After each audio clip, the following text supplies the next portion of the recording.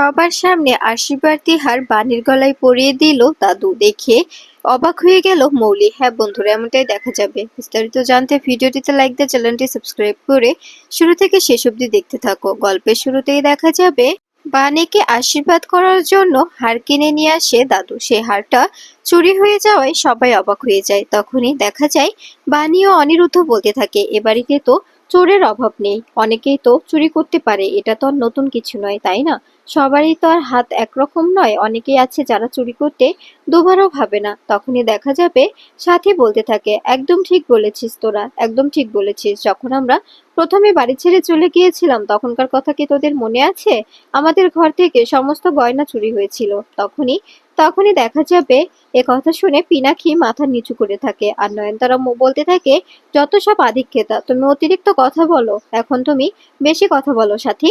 এরপরে দেখা যাবে মল্লি সেখানে সেখানে চুপ করে বসে থাকে। তখনই বাণী বলতে থাকে, দাদু চিন্তা করো না, আমি যে করেই হোক গয়নাটা খুঁজে বের করব। এরপরে দেখা যাবে দাদু একটি বাক্স বের করে বলতে থাকে, এতে এতে তো আমার আমার পিনাক্ষীর মায়ের দুটো গয়না আছে, একটি হার আর দুটো দুটো বালা, সেই জিনিসগুলো আমি বাণীকে দিতে চাই। তখনই কথা শুনে অবাক হয়ে যায় সবাই। তখনই বাণী বলতে থাকে, দাদু এটা তুমি আমাকে দিতে পারো না, ওটা এবারের একটা গর্ব, ওটা হচ্ছে বড় ঠাম্মির স্মৃতি, এটা তুমি তোমার কাছে রেখে দাও। তখনই দাদু বলতে থাকে, না না, এটা তোরই প্রাপ্য, এটা এটা তোর কাছে থাকাটাই বেটার। তাই আমি ডিসিশন নিয়েছি যে হারটা তোকেই নিতে হবে, তুই না নিলেও আমি তোকেই দেব, চিন্তা করিস না, একদম একদম বাজে বকবি না। এই বলেই দেখা যাবে দাদু সবার সামনে বাণীর গলায় আশীর্বাদী হারটা তুলে দেয়। এটা দেখে অবাক হয়ে যায় মৌলির রাগে ফেটে পড়ে, আর মনে মনে বলতে থাকে, এই বাণী সবকিছু ছিনিয়ে নিচ্ছে।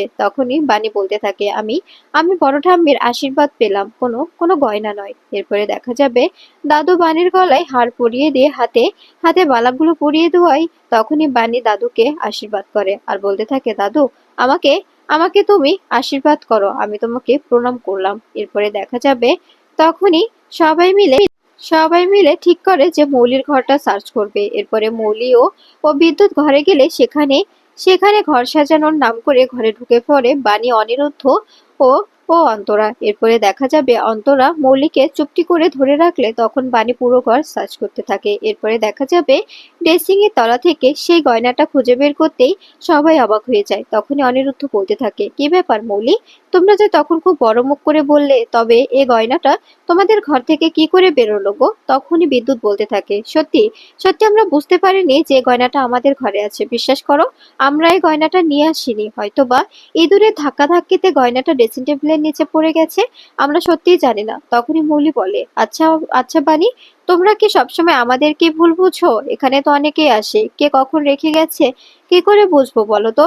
এরপরে দেখা যাবে মৌলি নাক চেপে ওয়াক তুললে তখনই অন্তরা বলতে থাকে, আমি বারবার বলছি মৌলিদি হয়তোবা কোনো সুখবর আনতে যাচ্ছে, দেখো দেখো আবার ওয়াক তুলছে। তখনই বানি বলতে থাকে, এবার এবার আমার কি করা উচিত বলো তো? তোমাদের দেখে সত্যিই আমার অবাক লাগছে, তোমরা তোমরা কেন এতটা নিচে নামছো বলো তো? কত নিচে নামবে, আর তোমাদের কি কারোর মান সম্মান নেই? এরপরে দেখা যাবে বানি গয়না নিয়ে গিয়ে দাদুর হাতে দিলে দাদু অবাক হয়ে যায় আর বলতে থাকে, বানি গয়নাটা কোথায় পেলে? গয়নাটা তো আমরা কত তন্ন তন্ন করে খুঁজলাম, কোথাও পাইনি, তবে তবে তুমি এই গয়নাটা কোথা থেকে বের করলে?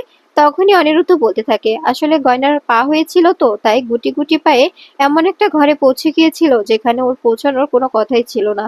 এরপরে বানি বলতে থাকে, দাদু এখন এসব কথা বলার সময় নয়, এখন না হয় আজকে আজকে এসব কথা নাই বা বলি, আজকে তো একটা মজার দিন তাই না, সবাই মিলে আমরা হাসি ঠাট্টা করছি, এখানে এরকম প্রসঙ্গ না তোলাই ভালো। তখনই দাদু বলতে থাকে, কিন্তু আমি বুঝতে পারছি না এই গয়নাটা তোমরা কার ঘর থেকে বের করলে, আর এই গয়নাটা তোমার হাতেই মানায় বানি, তোমার কাছে রেখে দাও।